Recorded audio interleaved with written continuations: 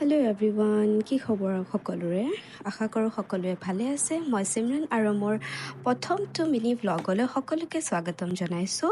আজি বহুত দিনৰ পাছত মই কলেজ গৈছোঁ আৰু কলেজৰ পৰা যাই ডাইৰেক্ট কমন ৰুমত, কাৰণ মই বাকীখিনি ক্লিপ নল'লোঁ। বহুত বেছি গৰম যিহেতু মই ক্লিপ ল'বলৈ একদম পাহৰি থাকিলোঁ।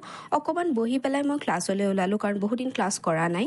এইটো জি ব্লগৰ ছাইডতে আমাৰ ব্লগ কমাৰ্চ বিল্ডিং। তাৰপাছত ক্লাছ কৰি আহি পেলাই ওলালোঁ, বহিলোঁ অকণমান, মানে যাওঁ আৰু ঘৰলৈ যাম বুলি ৰ'দ কাৰণে বহিলোঁ।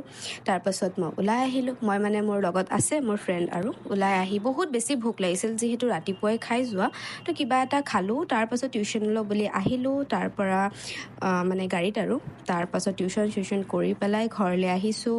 আৰু আন্ধাৰ হৈছে দেখিছে আপোনালোকে। তাৰপিছত অকণমান জামত পৰিলোঁ, কাৰণ গুৱাহাটীত জাম নহ'ব এইটোতো হ'বই নোৱাৰে ন।